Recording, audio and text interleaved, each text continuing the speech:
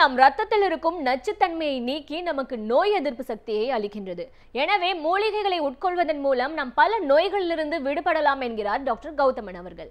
நம் விடியலை வாழ் நிகழ்ச்சியின் அடுத்த பகுதியாக வரவிருப்பது பல்லாண்டு வாழ்ந்திட.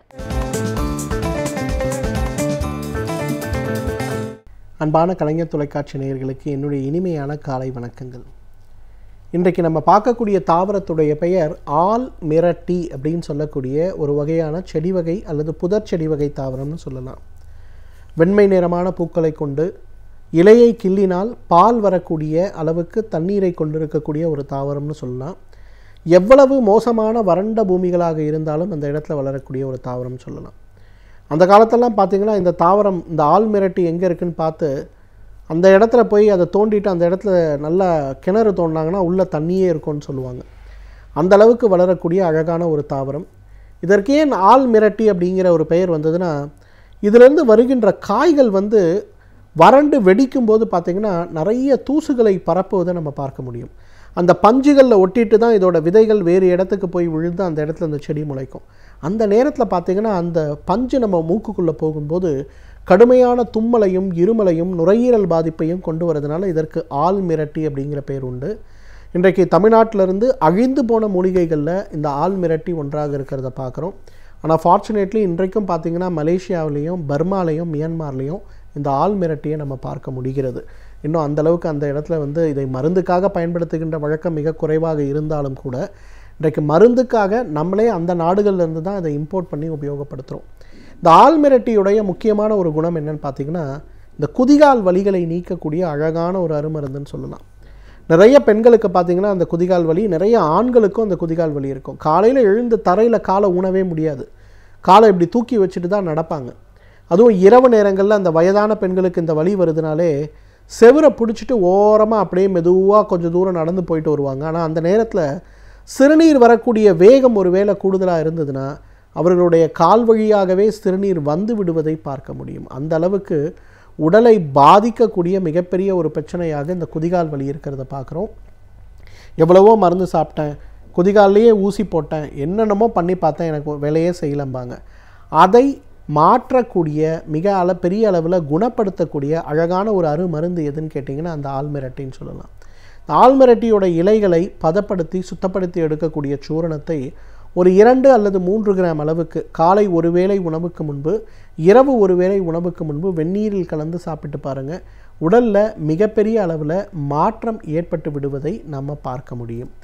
முக்கியமாக குதிகால் வலி வேகமாக குறைந்து விடுவதை பார்க்க முடியும். நிறைய பெண்கள் என்னை பார்க்க வரும்போது அவர்கள் சொல்லக்கூடிய முதல் இது, சார் நான் நிறைய மருந்து சாப்பிட்டேன், எனக்கு ஊசி போட்டாங்க, சிலர் ஆப்ரேஷன் பண்ணணும்னு சொல்லி ஒரு முறை எலும்பு கூட எனக்கு கட் பண்ணி எடுத்துட்டாங்க சார், ஆனாலும் என்னோடய வலி 1% கூட குறையவில்லைம்பாங்க.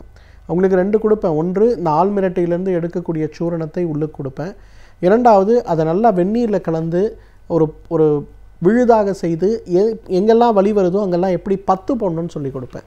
இந்த 2 விஷயத்தை அவங்க பண்ணும்போது பார்த்திங்கன்னா மிகப்பெரிய அளவில் அவர்களுடைய குதிகாலில் ஏற்படுகின்ற வலிகள் குறைந்து உடலுடைய ஆரோக்கியத்தில் பெரிய மாற்றங்கள் ஏற்பட்டு விடுவதை பார்க்க முடியும். அந்த அளவுக்கு குதிகால் வலியை நீக்கக்கூடிய அழகான அருமருந்துகளில் ஒன்று இந்த ஆல் மிரட்டின்னு சொல்லலாம். 2வது, கரப்பான், குறிப்பாக கருப்பு கரப்பான்னு சொல்லுவோம். கால்களில் பார்த்திங்கன்னா பாதத்துக்கு மேலே சின்ன சின்னதாக ஒரு எறும்பு புற்று வந்தால் எப்படி இருக்குமோ அந்த மாதிரி அப்படியே லேசாக வர ஆரம்பிக்கும்.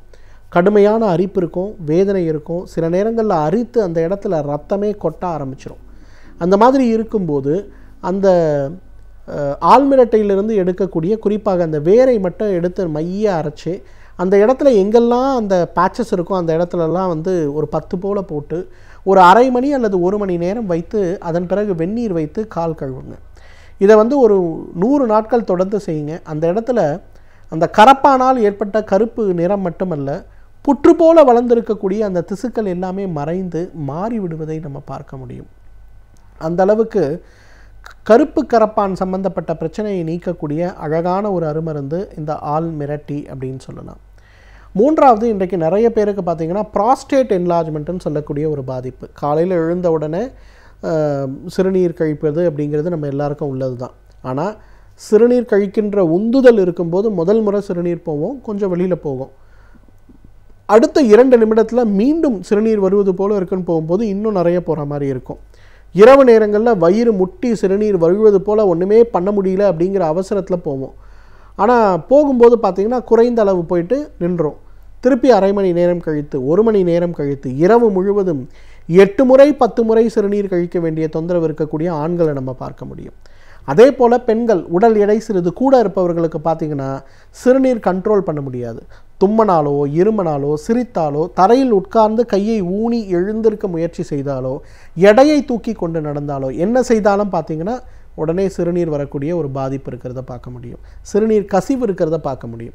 நிறைய பெண்கள் பார்த்திங்கன்னா கோவிலுக்கு கூட போக முடியாமல், மசூதிக்கெல்லாம் போக முடியாமல் வீட்டிலேயே இருக்கக்கூடிய ஆண்கள் கூட நிறைய பேரை பார்க்குறோம். காரணம் இந்த சிறுநீர் கசிவு.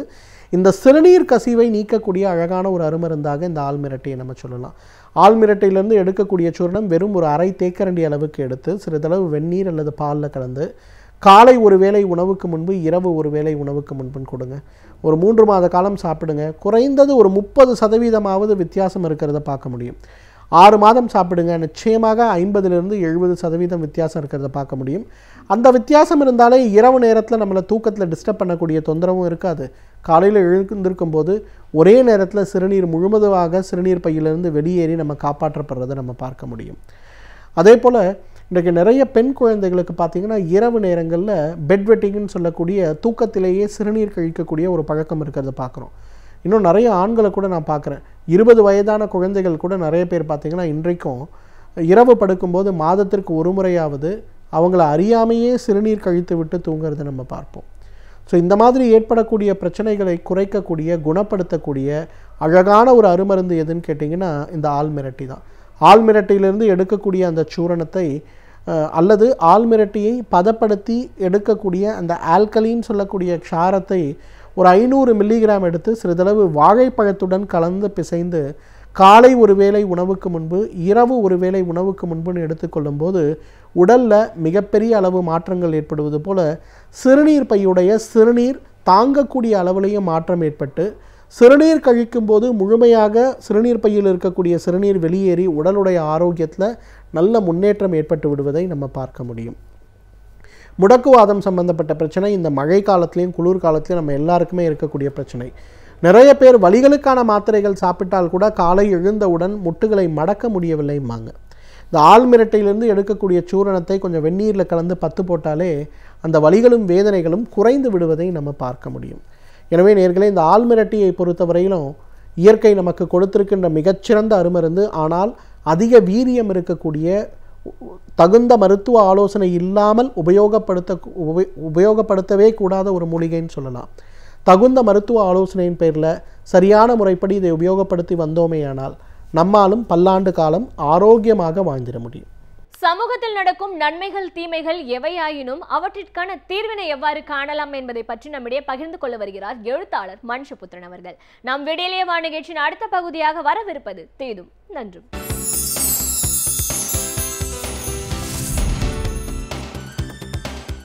வணக்கம் நண்பர்களே. இன்னும் ஒரு இனிய காலை பொழுதில் தீதும் நன்றும் நிகழ்ச்சியில் உங்களை சந்திப்பதில் மிக்க மகிழ்ச்சி அடைகிறேன். இசைக்கு எல்லைகள் கிடையாது, இசைக்கு காலம் கிடையாது. இசைக்கு பண்பாடு, மொழி, தேச எல்லைகள் கடந்த ஒரு அனைத்து இதயங்களையும் ஒருங்கிணைக்கக்கூடிய ஒரு தன்மை இருக்கிறது. அதனால் தான் இசை என்பது மொழி கடந்த ஒரு உலக மொழியாக இருக்கிறது. ஆனால் அந்த இசையை சாதி மத பண்பாட்டோடு இணைக்க முயற்சிப்பவர்கள் அவர்கள் இசையோடும் தொடர்புடையவர்கள் அல்ல, இன்னும் சொல்லப்போனால் இறை நம்பிக்கையோடும் தொடர்புடையவர்கள் அல்ல. தங்களுடைய கீழ்த்தரமான அரசியலுக்காக தொடர்ந்து கலைஞர்கள் மீதும் எழுத்தாளர்களின் மீதும் கொச்சையான விமர்சனங்களை தங்களுடைய அரைகுறை புரிதல்களின் அடிப்படையில் அவர்கள் தொடர்ந்து முன்வைத்து வருகிறார்கள். இது முடிவற்ற ஒரு துயரமாக இன்றைக்கு மாறியிருக்கிறது என்று தான் சொல்ல வேண்டும். ஏனென்று கேட்டால் இது தொடர்பாக பல்வேறு சர்ச்சைகள் தொடர்ந்து எழுப்பப்படுகின்றன. இப்பொழுது கர்நாடக சங்கீதம், இந்த கர்நாடக சங்கீதம் என்பது ஏதோ இந்து கடவுள்களுக்கு மட்டும் உரியது போன்ற ஒரு தோற்றத்தை உருவாக்கி பிற மத கடவுள்களை பாடக்கூடிய இசைக்கலைஞர்களின் மீது கடுமையான தாக்குதல்கள் தொடர்ந்து மேற்கொள்ளப்படுகின்றன. சமீபத்தில் டி.எம். கிருஷ்ணா, புகழ்பெற்ற இசைக்கலைஞர், பாடகர், அவர் இயேசுவை பற்றி, அல்லாவை பற்றி கர்நாடக இசையில் பாடல்கள் புனைந்து பாடியதற்காக கடுமையாக விமர்சிக்கப்பட்டார், கடுமையாக தாக்கப்பட்டார். கர்நாடக சங்கீதத்தை அவர் சேரிக்கும் எடுத்துச் செல்வேன் என்கிற ஒரு சமூக புரட்சியாளராக அவர் வெளிப்பட்ட அந்த தருணத்திலும் அவர் மீது பல்வேறு விதமான விமர்சனங்கள் முன்வைக்கப்பட்டன. ஆனால் டி.எம். கிருஷ்ணா அதை பொருட்படுத்தவில்லை. தொடர்ந்து சமூக வலைத்தளங்கள் கடுமையாக அவர் தாக்கப்பட்டார். இந்த சூழ்நிலையில் தான் இந்திய விமான நிலைய ஆணையம் டெல்லியில் அவருடைய ஒரு இசை கச்சேரிக்கு ஏற்பாடு செய்திருந்தது. ஆனால் சமூக வலைத்தளங்களில் மதவெறியர்கள் அவரை கடுமையாக விமர்சித்து தாக்கினார்கள். உடனே எந்த காரணங்களும் சொல்லாமல் வேறு சில அவசர பணிகள் காரணமாக அந்த நிகழ்ச்சி ஒத்திவைக்கப்படுவதாக அந்த நிகழ்ச்சியை இந்திய விமான நிலைய ஆணையம் கைவிட்டு விட்டது. இது ஒரு மிகப்பெரிய ஒரு செய்தியாக விவாதமாக மாறியது. நிச்சயமாக மதவெறியர்களுடைய ஒரு மிரட்டலுக்கு இந்திய விமான நிலைய ஆணையம் அடிபணிந்து விட்டது என்பதைத்தான் இதை காட்டுகிறது. அப்பொழுது டெல்லி மாநிலத்தினுடைய ஒரு டெல்லி யூனியன் பிரதேசத்தினுடைய அரசு, ஆம் ஆத்மி அரசு அந்த கச்சேரியை தான் முன்னின்று நடத்துவதற்கு முன்வந்தது. அந்த அடிப்படையில் டெல்லியில் அந்த கச்சேரி குறிப்பிட்ட தேதிகள் நடந்தது. ஆம் ஆத்மி கட்சியினுடைய முதலமைச்சர் உட்பட பலரும் அதில் கலந்து கொண்டார்கள். பெரிய அளவிற்கு அந்த நிகழ்ச்சி வரவேற்பை பெற்றது. அப்பொழுது டி.எம். கிருஷ்ணா அவர்கள் சொன்ன ஒரு கருத்து என்பது, நிச்சயமாக இந்த தாக்குதல்கள் ஒருவரை நிலைகுலைய செய்யக்கூடியது. இந்த தாக்குதலை செய்யக்கூடியவர்கள் திட்டமிட்ட வகையில் ஒரு குழுக்களாக செயல்படுகிறார்கள். அரசினுடைய அனுசரணை அவர்களுக்கு இருக்கிறது என்பதுதான் அந்த அவர் சொன்ன ஒரு முக்கியமான ஒரு கருத்து. இன்னொன்று, இசை பற்றி அறிந்த எவரும் அதை ஒரு குறிப்பிட்ட மதத்தோடு இந்த இசையை அவர்கள் பிணைத்து பார்க்க மாட்டார்கள். அப்படி பார்க்க முடியாது. இசை மட்டுமல்ல, எந்த ஒரு கலையுமே அப்படிப்பட்ட ஒன்றுதான். ஏன்னால் சமீபத்தில் இதற்கு முன்னால் ஓஎஸ் அருண் என்ற இசைக்கலைஞரின் மீதும் இத்தகைய தாக்குதல்கள் தொடுக்கப்பட்டன. அவர் இயேசுவை பற்றிய பாடல்களை பாடினார் என்று கடுமையான தாக்குதல்கள் அவர் மீது முன்வைக்கப்பட்டன. அதன் அடிப்படையில் அன்றைக்கு அவர் தன்னுடைய ஒப்புக்கொண்ட நிகழ்ச்சிகளை ரத்து செய்ய வேண்டியிருந்தது. அதே போல் நித்யஸ்ரீ மகாதேவன், அருணா சாய்ராம் போன்ற பாடகர்களும் கூட அவர்கள் பிற மத தியாகராஜர் கீர்த்தனைகளில் பிற மத கருத்துக்களை வைத்து பாடுகிறார்கள் என்று குற்றச்சாட்டு வைக்கப்பட்ட போது அவர்கள் வேதனையுடன் பதிவிட்டார்கள். நிச்சயமாக நாங்கள் தியாகராஜ கீர்த்தனையில் வரக்கூடிய தெய்வங்களுடைய பெயர் எதையும் அந்த இடத்தில் வேறு கடவுளுடைய பெயரை வைத்து பாடவில்லை. நாங்கள் வேறு பாடல்களை பாடினோம், அதற்கென தனியாக இயற்றப்பட்ட பாடல்களை பாடினோம் என்பதை அவர்கள் முன்வைத்தார்கள். ஆனால் இதை பற்றியெல்லாம் மதவெறியர்களுக்கு எந்தவிதமான கவலையும் கிடையாது. மாறாக ஒரு கண்மூடித்தனமான தாக்குதல், ஒரு கண்மூடித்தனமான ஒரு மத அடையாளப்படுத்துதல். இதன் அடிப்படையில் இன்றைக்கு இசை, கவிதை, கலைகள் அனைத்தையும் இன்றைக்கு அவர்கள் தங்களுடைய ஆளுகைக்குள் கொண்டு வர முயற்சிக்கிறார்கள். எல்லோருக்கும் மத வண்ணங்கள் பூசுவது, பிற மத கடவுள்களை பற்றி பாடுவது என்பதை ஒரு பெரிய தேசதுரோக குற்றமாக சித்தரிப்பது. இந்த அளவிற்கு இன்று இவர்களுடைய வெறியாட்டம் என்பது உச்சக்கட்டத்தை அடைந்திருக்கிறது என்று சொல்லலாம். அப்படிப்பட்ட நிலையில்தான் நாம் இந்த இசைக்கலைஞர்கள் தொடர்பான இந்த சர்ச்சையையும் கூட நாம் பார்க்க வேண்டியிருக்கிறது. இது தொடர்ச்சியாக எல்லா விதமான ஒரு பன்முகத்தன்மை கொண்ட இந்தியாவினுடைய பன்முக கலாச்சாரத்திற்கு நம்பிக்கை கொண்ட எல்லோர் மீதும் இந்த தாக்குதல் தொடர்ந்து நடத்தப்படுகிறது. ஆனால் நண்பர்களே, நாம் நம்முடைய கடந்த காலத்தை திரும்பி பார்க்க வேண்டும். மகாகவி பாரதியை நீங்கள் எடுத்துக்கொள்ளுங்கள். மகாகவி பாரதியார் இந்து கடவுள்களை பற்றி, இந்து தெய்வங்களை பற்றி விதந்தோதி எழுதிய ஒரு மாபெரும் கவிஞன். இன்னும் சொல்லப்போனால் அவருடைய பல பாடல்கள் என்பது தெய்வ வழிபாட்டினுடைய உச்சக்கட்ட வெளிப்பாடாக இருந்த பாடல்கள் என்று நாம் சொல்லலாம். அப்படிப்பட்ட ஒரு நிலையில்தான் இன்றைக்கு பாரதியினுடைய கண்ணன் பாட்டு அல்லது வேறு பல தெய்வ பக்தி பாடல்கள் இதெல்லாம் நெஞ்சை உருக்கக்கூடிய வகையில் உள்ள பாடல்கள். அப்படி ஒரு இந்து கடவுள்களை உருகி எழுதிய பாடிய அதே பாரதி தான் அல்லாவை பற்றிய ஒரு பாடலை எழுதியிருக்கிறான். பல்லாயிரம் கோடி அண்டங்கள் நில்லாது சுழன்றோட நியமம் செய்தருள் நாயகன் அல்லா அல்லா அல்லா என்று பாடியதும் அதே பாரதி தான். அது மட்டுமல்ல, அர்த்தமுள்ள இந்து மதம் எழுதிய கண்ணதாசன் அவர்தானே இயேசு காவியமும் எழுதினார். எங்கே இருக்கிறது மதப்பிரிவினை, மத வேற்றுமை நம்முடைய பண்பாட்டில்? நம்முடைய மகத்தான கலைஞர்கள் எல்லோருமே எல்லா மத கடவுள்களையும் விதந்தோடி பாடக்கூடியவர்களாக இருந்திருக்கிறார்கள். அந்த ஒரு ஆன்மீகத்தினுடைய வழியாக, உணர்வுபூர்வமான பயணத்தின் வழியாக அவர்கள் இதை செய்திருக்கிறார்கள். எப்பேற்பட்ட ஒரு நாடு இது! இங்கே நாத்திகத்திற்கும் இடம் உண்டு, ஆத்திகத்திற்கும் இடம் உண்டு. ஒரு கடவுளை நம்பக்கூடியவர் மற்ற கடவுளை கொண்டாடக்கூடிய ஒரு தன்மையும் உண்டு. இப்படிப்பட்ட ஒரு பன்முகம் கொண்ட ஒரு நாட்டில் பன்முக கலாச்சாரம், ஒருவருடைய பண்பாட்டை இன்னொருவர் அங்கீகரிப்பது, கருத்து முரண்பாடுகளை அங்கீகரிப்பது, தெய்வம் உண்டென்று சொல்பவர்களும் இல்லை என்று சொல்பவர்களும் சகிப்புத்தன்மையுடன் வாழக்கூடிய ஒரு நாடு இது. அப்படிப்பட்ட ஒரு நாட்டில் ஒரு இசைக்கலைஞரை பார்த்து நீ ஏன் இயேசுவை பற்றி பாடுகிறாய், அல்லாவை பற்றி பாடுகிறாய், உன்னுடைய நிகழ்ச்சியை நடத்த விட மாட்டோம் என்றெல்லாம் சொல்வதன் மூலமாக ஒரு மிகப்பெரிய பாசிச மதவாத வெறியாட்டம் என்பது இந்தியாவில் நடந்து கொண்டிருக்கிறது என்பதைத்தான் பார்க்க முடிகிறது. இதற்கு பல கலைஞர்கள் இன்றைக்கு இலக்காகி கொண்டிருக்கிறார்கள். டி.எம். கிருஷ்ணா போன்றவர்கள் கடுமையாக தாக்கப்படுகிறார்கள். இதனுடைய முதல் பலி என்பது ஓவியர் எம்.எஃப். ஹுசேன். எம்.எஃப். ஹுசேன் என்பது அன்றைக்கு அவர் மீது அவர் வரைந்த ஓவியங்களுக்காக அவர் கடுமையாக தாக்கப்பட்டார். கடைசியில் அவர் இந்த நாட்டை விட்டே வெளியேறி ஒரு அந்நிய நாடு ஒன்றில் அவர் இறந்து போகக்கூடிய ஒரு அவலம் ஏற்பட்டது. ஒரு மகத்தான ஒரு ஓவியர் இன்றைக்கு அந்த வரிசையில். அதே போல் நீங்கள் மோடியினுடைய அரசாங்கத்தை விமர்சித்ததற்காக எத்தனை எழுத்தாளர்கள் பலிகடாக்கப்பட்டிருக்கிறார்கள் என்பதையும் நாம் சிந்தித்து பார்க்க வேண்டும்.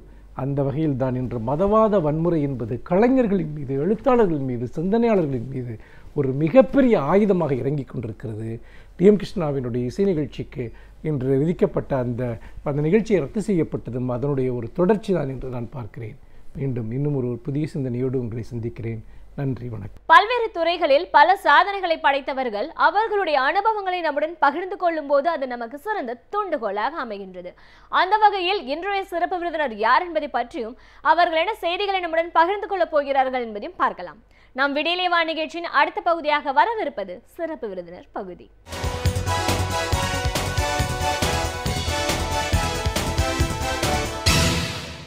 வணக்கம் நேயர்களே, விடியலே வா நிகழ்ச்சியின் சிறப்பு விருந்தினருக்கான நேரம் இது.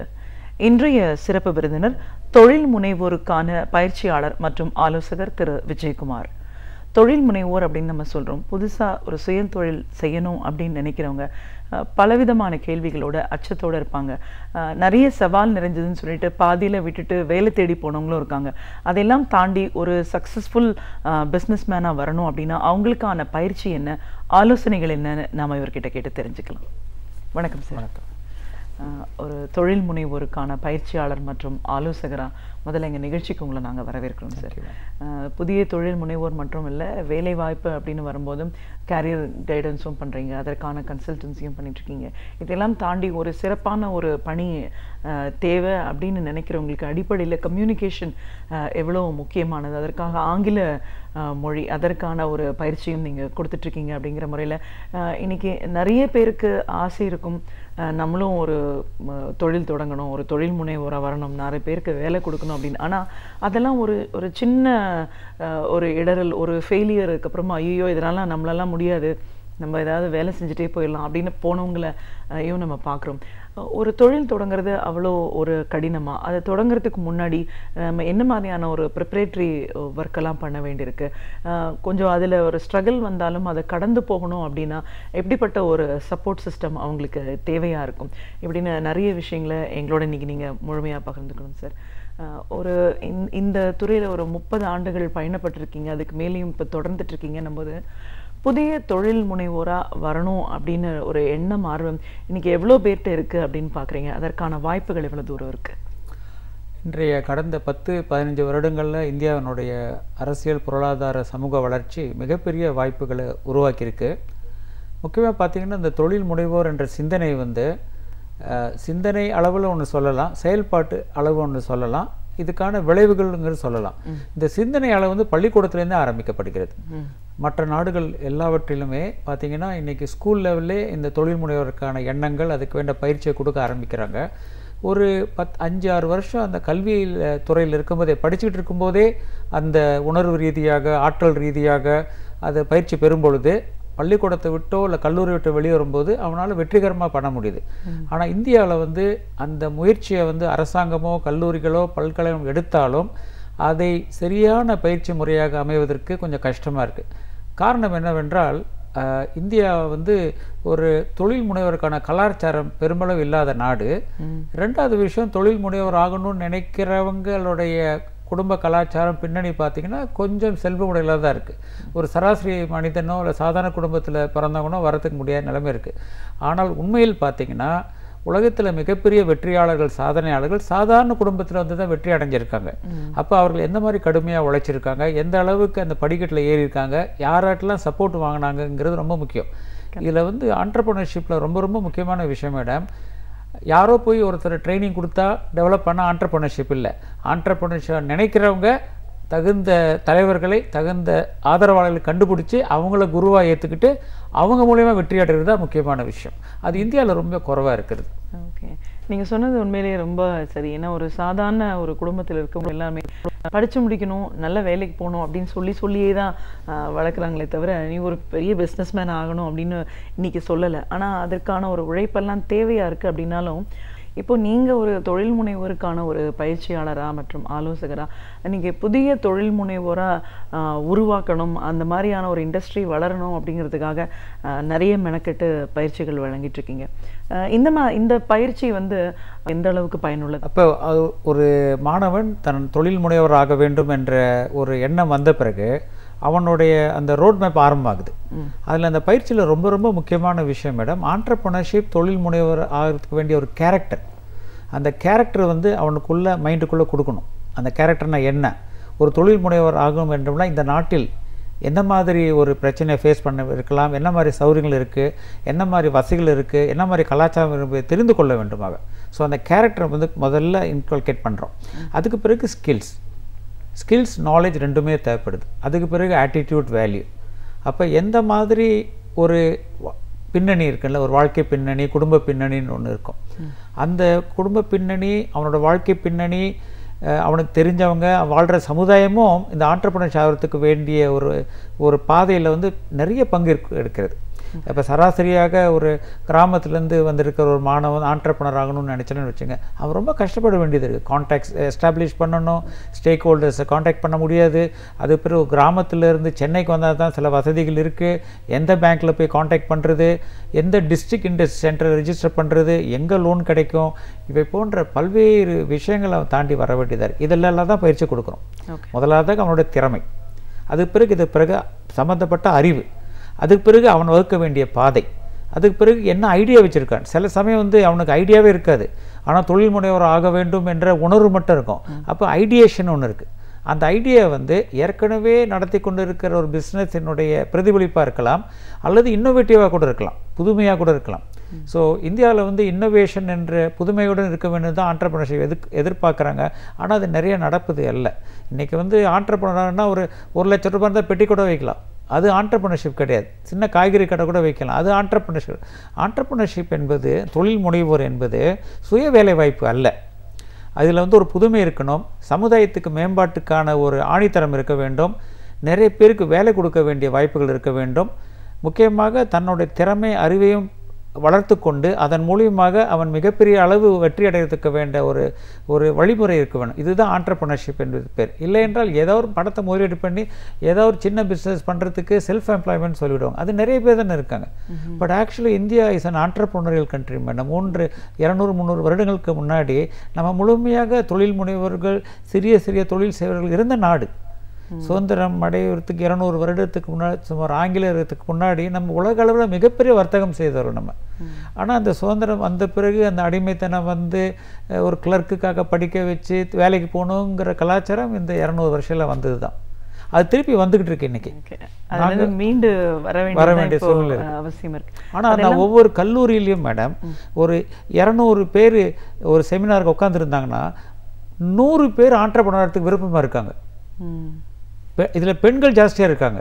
பெண்களுக்கு நிறைய பேருக்கு தன்னுடைய ஆண்டர்ப்ரனரியல் கேரியரை எஸ்டாப்ளிஷ் பண்ணணும்னு சொல்லி ரொம்ப தீவிரத்தோடு இருக்காங்க. Correct sir. இதை பற்றி தான் கேட்கணும்னு நினைக்கிறேன். என்னென்னா அந்த மாதிரி ஒரு ஆர்வத்தோடு நீங்கள் நிறைய பேர் ஒரு 50% ஆஃப் த பீப்புள் ஒரு செமினாரில் போனோன்னா ஆகணும்னு ஆசைப்படுறாங்க அப்படின்னு சொல்கிறீங்க. ஆனால் ஒரு ஸ்டார்ட் பண்ண அப்புறம் இந்த சக்ஸஸ் அப்படிங்கிறதுல தாண்டி ஃபெயிலியர்ஸ் நிறைய பேர் பார்க்குறோம். ஒரு புதிய தொழில் முனைவோராக வரணும் அப்படின்னு நினைக்கிறவங்க இந்த ஃபெயிலியர் அவங்க ஏன் பார்க்குறாங்க? அந்த ஒரு தொழிலை தொடங்கிறதுக்கு முன்னாடி ப்ரிப்பரேட்டரி ஒர்க் அவங்க என்ன பண்ணணும்? தொழில் தொடங்குறது மட்டும் இல்லை மேடம், பரீட்சைக்கு படித்தா கூட தான் ஃபெயிலியர் ஆகலாம், ஓட்டப்பந்தயத்துக்கு போனால் கூட தான் ஃபெயிலியர் ஆகலாம், திருமணமானால் கூட ஃபெயிலியர் ஆகலாம். தோல்வி என்பது வாழ்க்கையின் ஒரு அங்கம் தானே. ஆனால் அந்த தோல்வியை சமாளிக்க தெரிய வேண்டும். இன்றைக்கி பல வளர்ந்த நாடுகளில் இந்த தொழில் முனைவோர்கள் தோல்வி அடைந்து வந்து உட்காரவங்களை நிராகரிக்கிறது கிடையாது. They are celebrating failures. தொழிலில் தோல்வி அடைந்தவங்களை கூப்பிட்டு வச்சு உட்கார வச்சு மேடை அமைத்து அவங்கள ஷேர் பண்ண சொல்கிறாங்க. எப்படிலாம் நான் தோல்வி அடைந்தேன், எப்படிலாம் நான் கஷ்டப்பட்டேன்னு ஷேர் பண்ண சொல்கிறாங்க. ஸோ தோல்வி அடைவது என்பது ஒரு முக்கியமான ஒரு அங்கம். இது ஒவ்வொரு தொழில் முனைவோருக்கும். தோல்வி அடையாத ஆரம்ப காலகட்டத்தில் தோல்வி அடையாத எந்த தொழிலதிபரும் மிகப்பெரிய வெற்றி அடைய முடியாது. ஆனால் தோல்வி என்பது அதனோட பகுதி. நிச்சயமாக அதை வந்து உணர்ந்து கொள்ள வேண்டும். அதை வைத்து கொண்டு தான் அடுத்த கட்டத்துக்கு போகுகின்ற கலாச்சாரத்தை நம்ம சொல்லித்தரணும். தோல்வி வந்தால் விட்டு ஓடுறது கிடையாது. இன்னைக்கு பெற்றோரும் பெரிய அளவில் அவங்களுக்கு சப்போர்ட் பண்ணுறதில்ல. இவங்களோட ஆர்வத்தினால அதுக்குள்ளே வராங்க. பட் அதில் மணி இன்வால்வ்டும் இருக்குது அப்படின்னு வரும்போது அவங்களுக்கு அதில் பல சிக்கல்களை சந்திக்க வேண்டிய ஒரு சூழல் வருது. ஸோ அதனால் இதை கடந்து போகிறதோட பேசாமல் வேலைக்கே போயிடலாமா இப்படின்ற ஒரு எண்ணத்தில் ஒரு வித்ட்ரா பண்ணுற ஒரு குரூப் பார்க்கலாம். அதனால தான் அதுலேருந்து மீண்டு வரணும்னா என்ன முன்னாடியே பண்ணணும், என்ன தொடர்ந்து பண்ணணும்? இந்த நீங்கள் சொல்கிற அந்த தோல்விக்கான அறிகுறிகள் வந்து ஓவர் நைட்டில் வராது மேடம். ஒரு கல்லூரியில் 3 வருஷம் 4 வருஷம் படிக்கிறாங்க. அந்த தொழில் முனைவராக வேண்டிய அந்த பயிற்சி, அந்த எக்ஸ்பெரிமெண்ட்டு, பரிசோதனை பண்ணிக்கிறது அந்த 3 வருஷம் டைம் இருக்குது. இந்த பிஸ்னஸ் பண்ணால் தோல்வி அடைவேனா, இந்த பிஸ்னஸ் பண்ணால் தோல்வி அடைஞ்சவங்க யார் இருக்கா, இதில் நான் கற்றுக்கொள்ள வேண்டிய விஷயம் இருக்குது. அந்த 3-4 வருஷத்தில் அவன் கற்றுக்கணும். புரியுதுங்களா? அந்த அதுதான் முன்னாடி பண்ணுற, அதுதான் ப்ரிப்பரேட்டரி ஒர்க். ஸோ அவன் வந்து ஃபஸ்ட் இயர் படிக்கும்போது செகண்ட் இயர் படிக்கும்போது எங்கேயா போய் கடன் வாங்கி பிஸ்னஸ் பண்ண அவசியம் கிடையாது. இப்போ பிளேன் ஓட்டுறதுக்கு ஒரு சைமுலேஷன் இருக்குது, கார் ஓட்டுறதுக்கு ஒரு சைமுலேஷன் இருக்குது, பிஸ்னஸ் பண்ணுறதுக்கும் சைமுலேஷன் இருக்குது. இந்த மாதிரி பிஸ்னஸ் இப்படிலாம் பண்ண போகிறேன் அப்படின்னு சொல்லி ஐடியாவை டெஸ்ட் பண்ணுறதுக்கு வேண்டிய மெத்தட்லாம் இருக்குது. அப்போ அந்த ஐடியா கரெக்டாக, நான் பண்ணுற ஐடியா மக்கள் ஏற்றுக்குவாங்களா, இந்த ஐடியா வச்சு பிஸ்னஸ் பண்ண முடியுமான்னு சொல்லி அவன் பரிசோதனை பண்ணிக்கலாம். அந்த பரிசோதனை பண்ணுறதுக்கு அவனுக்கு ஒரு மென்டார் வேணும்ல, அவனுக்கு ஒரு டீச்சர் வேணும்ல. அது இந்தியாவில் இல்லை. அது இந்தியாவில் அதுதான் பெரிய பிரச்சனை. அதனால் இன்றைக்கி ஒவ்வொரு கல்லூரியிலுமே எனக்கு தெரிஞ்ச ஆண்டர்ப்ரனர்ஷிப் பற்றி சொல்லிக் கொடுக்கக்கூடிய ஒரு ஆசிரியர் கூட கிடையாது. கைட் பண்ணுவாங்க, ஆண்டர்ப்ரனர் ஆகுன்னு சொல்லி எங்கே வழி காமிச்சு விட்றாங்க தவிர இருந்து அந்த 3 வருஷத்தில் அவனை இன்குபேட் பண்ணுறதுக்கு இன்றைக்கி அறிவு சார்ந்த ஒரு எந்த விஷயமும் இல்லை இன்றைக்கி. அதனால் அந்த இடத்துல வந்து அந்த இடத்துல ஒரு பெரிய தடை இருக்கிறது. இப்போது இந்த மாதிரியான ஒரு ஃபெயிலியர்ஸ் வருது, இதற்கான ஒரு ஆண்டர்ப்ரனர்ஷிப் பற்றி சொல்லிக் கொடுக்குற ஆசிரியர்கள் இல்லை அப்படின்னு வரும்போது இன்றைக்கி இதெல்லாம் தாண்டி நிறைய ஆர்வம் இருக்கிற மாணவர்களுக்கு நீங்கள் ஒரு ஆலோசகராகவும் இருக்கீங்க, பயிற்சியாளராகவும் இருக்கீங்க அப்படிங்கும்போது எப்படிப்பட்ட ஒரு பயிற்சிகள் சாத்தியப்படும், எந்த மாதிரியான ஒரு பயிற்சிகளை நீங்கள் வழங்கிட்டு இருக்கீங்க? சர்வதேச அளவில் ஒரு ஆண்டர்ப்ரனர்ஷிப் என்ற ட்ரைனிங் வந்து ஆரம்பிக்கிற முதல் ஸ்டெப்பே மார்க்கெட்டிங் தான். எந்த ஆண்டர்ப்ரனர் தொழில் முனைவராகும் நினைக்கிறவங்களுக்கு மார்க்கெட்டிங் எக்ஸ்பீரியன்ஸ் இல்லை என்றாலோ, மார்க்கெட்டிங் பற்றி தெரியவில்லை என்றாலோ அவனோட பிஸ்னஸில் ஃபெயிலியர் ஆகிடுவான். அதனால் 1 லட்சம் பேர் இல்லை 10 லட்சம் பேர் வந்தால் கூட மார்க்கெட்டிங் என்ற துறையை தேர்ந்தெடுத்து முதல்ல அதில் எக்ஸ்பெரிமெண்ட் பண்ணி எப்படி விற்கலாம், எப்படி கஸ்டமரை புரிஞ்சிக்கலாம். ஏன்னா இது ஆண்டர்ப்ரனர்ஷிப்க்கு தேவைப்படக்கூடிய ஒரு முக்கியமான அறிவு. இதை மார்க்கெட்டிங் மூலிமா அவன் கற்றுக்கலாம். ஸோ நாங்கள் வந்து என்ன பண்ணுறோன்னா 1 லட்சம் மாணவர்களை தேர்ந்தெடுத்து அவங்களுக்கு இந்த மார்க்கெட்டிங் எக்ஸ்பீரியன்ஸ் கொடுக்குறோம். ஏன்னா மார்க்கெட்டிங் எக்ஸ்பீரியன்ஸுங்கிறது விற்பனை மட்டும் கிடையாது. ஒரு பிராண்ட் எப்படி உருவாக்குவது, இதெல்லாம் வந்து கற்றுக்கொள்ளும் போது இந்த பிராண்டை உருவாக்க எப்படி, கஸ்டமர் புரிஞ்சுக்கிறது எப்படி, கஸ்டமர்கிட்ட ப்ரெசன்டேஷன் எப்படி, நெகட்டிவாக பேசினா எப்படி ஃபேஸ் பண்ணுறது, இதெல்லாம் நாங்கள் சொல்லித்தரோம். இதை அவன் கற்றுக்கிட்டான்னா நாளைக்கு அவன் உண்மையிலே ஆண்டர்ப்ரனர் ஆகும்பொழுது அவனுக்கு அது மிகப்பெரிய அசட்டாக இருக்குது. ஏன்னா இன்றைக்கி ஆண்டர்ப்ரனர்ஷிப் ஃபெயிலியர் சொல்லிகிட்டு இருக்கீங்களா மேடம், லட்சக்கணக்கான கோடிக்கணக்கான ரூபாய் செலவு பண்ணிவிட்டு ஃபெயிலியர் ஆகிறதுக்கு ஒரே காரணம் மேடம், தன்னோட பொருளை விற்க தெரியவில்லை, தன்னோட பொருளை சந்தைப்படுத்த தெரியவில்லை. அதனால தான் ஃபெயிலியர் ஆகிறாங்க, மற்றபடி எதனாலுமே கிடையாது. அதனால் இன்றைக்கி நான் சொல்கிற இந்த 1 லட்சம் பேரை நாங்கள் செலக்ட் பண்ணி ட்ரைனிங் கொடுக்க போகிறோன்னா அவங்களுக்கு ஆண்டர்ப்ரனர்ஷிப்பில் முதல் விஷயமே அவங்களோட பர்சனாலிட்டி உருவாக்குறோம். அதுக்கு பிறகு இங்கிலீஷ் லாங்குவேஜ் என்ற கம்யூனிகேஷன் உருவாக்கிறோம். அதுக்கு பிறகு மார்க்கெட்டிங். இந்த மார்க்கெட்டிங்காக உருவாக்குறதுக்கு நாங்கள் பல்வேறு கம்பெனியோடு நாங்கள் டைப் பண்ணுறோம். அதில் முக்கியமான கம்பெனி வியான் இந்தியான்னு ஒரு கம்பெனி. அது 1 லட்சம் நடுத்தர குடும்பத்துகளுக்கோ அல்லது படித்து முடித்தவர் இளைஞர்களுக்கோ அந்த மார்க்கெட்டிங் பயிற்சியை கொடுத்து அதன் மூலியமாக ஒரு மிக சிறந்த எதிர்காலத்தை உருவாக்குறதுக்கு வேண்டிய தயார் பண்ணிக்கிட்டு இருக்கோம் நாங்கள். ஓகே, இன்றைக்கி ஒரு பக்கம் நம்ம தொழில் முனைவோர் இதை பற்றி பேசுகிறோம் அப்படின்னாலும் இன்றைக்கி கேரியர் கைடன்ஸும் தெரியவே இருக்குது. அதிகப்படியான ஒரு மேனேஜ்மெண்ட் லெவலில், அட்மின் லெவலில் பெரிய உயர்கல்வி படிச்சுட்டு வரவங்க கூட சரியான கல்விக்கு சரியான வேலைவாய்ப்பு இல்லை அப்படிங்கிற ஒரு பிரச்சனையும் பார்க்குறோம். இல்லைன்னா ஒரு மிடில் மேனேஜ்மெண்ட் லெவல் போனதுக்கப்புறமா அதற்கு மேலே ஒரு ஒரு ப்ரமோஷனோ ஒரு ஹையர் கிரேடுக்கோ போக முடியாமல் அதே இடத்துல ஸ்டாக்னன்ட் ஆகிறவங்களையும் பார்க்குறோம். இப்படிப்பட்ட நிலையில் இருக்கிறவங்களுக்கான ஒரு கேரியர் கைடன்ஸ் அப்படின்றது எவ்வளோ தூரம் தேவை, ட்ரைனிங் எவ்வளோ தூரம் தேவை? இப்போ கேரியர் கைடன்ஸுங்கிறது வேலைக்கு போகிறதுக்கு முன்னாடி இருக்கிற கைடன்ஸ், வேலைக்கு போன பிறகு இருக்கிற கைடன்ஸ் ரெண்டுமே இருக்குது. வேலைக்கு முன்னாடி போக வேண்டிய கைடன்ஸ் வந்து அவனுடைய communication, leadership skill, understanding the corporates etiquettes, தன்னோட பர்சனாலிட்டி டெவலப் பண்ணிக்க, இதெல்லாம் அவன் கற்றுக்கொள்ள வேண்டும். முக்கியமாக தான் படித்த படிப்புக்கு ஏற்றப்பட்ட துறையை தேர்ந்தெடுப்பது ரொம்ப முக்கியம். ஆனால் இந்தியாவில் அப்படி கிடையாது. நான் என்னுடைய அனுபவத்தில் பார்த்தீங்கன்னா கிட்டத்தட்ட ஒரு 75 பேர் ஏதாவது ஒரு படித்து விட்டு ஏதாவது ஒரு கம்பெனியில் ஏதாவது ஒரு வேலையில் ஏதாவது ஒரு சம்பளம் கிடைச்சா போதுன்ற அடிப்படையில் தான் இன்றைக்கி இருக்காங்க. 90% அப்படி தான் மேடம். மீதி சில பேருக்கு தேர்ந்தெடுக்க வேண்டிய வாய்ப்பு கிடைக்கிறது, அந்த வாய்ப்பை பயன்படுத்திக்க வேண்டிய திறமை இருக்கிறது, புரிந்து கொள்ள வேண்டிய அறிவு இருக்குது, அதுக்கு வேண்டிய ஆட்டிடியூட்லாம் இருக்குது. அதனால் நிறைய பேருக்கு அது கிடையாது. அப்போ இன்றைக்கி அந்த காலேஜில் ஸ்கூலில் இருக்கிற career guidance centre, placement centre, இது எல்லாமே பார்த்திங்கன்னா அவங்க வந்து ஒரு சிறப்பான நிபுணத்துவத்தை பெறணும் இந்த விஷயத்தில். ஏன்னா ஸ்மால் நம்பர் கிடையாது மேடம், லார்ஜ் நம்பர். இது தமிழ்நாடு மட்டும் எடுத்திங்கன்னா ஒரு 10 லட்சம் பேர் படிச்சுட்டு வெளியே வராங்க ஒரு வருஷமும். 2 லட்சம் இன்ஜினியரு, ஒரு 5 லட்சம் ஆர்ட்ஸ் அண்ட் சயின்ஸு, 2 லட்சம் டிப்ளமா ஹோல்டர், இதெல்லாம் வெளியே வராங்க. ஸோ 10 லட்சம் பேருக்குமே ஒரு வாழ்க்கையை எதிர்காலத்தை உருவாக்கணுங்கிறது எவ்வளோ பெரிய ஒரு நிர்வாகமாக இருக்கணும், எவ்வளோ பெரிய ஒரு கூட்டமைப்பாக இருக்கணும். அதெல்லாம் இருந்தால் தான் அதை பண்ண முடியும். பட் ஒவ்வொரு ஸ்கூலும் காலேஜும் அந்த பொறுப்பு எடுத்துக்கணும். எனக்கு தெரிஞ்ச வரைக்கும் இது வந்து அரசாங்கமே வந்து 10 லட்சம் வச்சு யோசிக்க வேண்டாம். என் கல்லூரியில் என்னோடய ஸ்கூலில் இந்த 200 ஸ்டூடெண்ட், இந்த 400 ஸ்டூடெண்ட், இவங்களுக்கு வாழ்க்கை அமைத்து கொடுக்க முடியும், செய்ய முடியும் தானே. அதை செஞ்சாலே சொல்யூஷன் கிடைச்சிடும். அப்போ இன்றைக்கி காலேஜில் வந்து படிக்கும்போது ஃபைனல் இயர் படிக்கும்போது தான் வேலையை பற்றி சிந்திக்க வேண்டிய இருக்கக்கூடாது. ஃபஸ்ட் இயர்லேருந்து ஆரம்பிச்சிடணும். ஃபஸ்ட் இயர்லேருந்தே நீ எதுக்கு தயாராகணும், எப்படிப்பட்ட சிந்தனை வச்சுக்கலாம், எந்த மாதிரி கம்பெனிலாம் இன்றைக்கி அடுத்தடுத்த வருஷத்தில் வாய்ப்பு வரப்பொழுது. ஏன்னா இன்றைக்கி ட்ரெண்டிங் இருக்குது. இன்றைக்கி இப்போ 4 வருஷத்தில் எந்தெந்த கம்பெனியில் நல்லா இருக்குங்கிற விஷயம்லாம் தெரிஞ்சிருது. இன்றைக்கி பிஸ்னஸ் அனலிட்டிக்ஸில் நிறைய விஷயம் கண்டுபிடிக்க முடியும், நம்பர்ஸை வச்சு விளையாட முடியும்.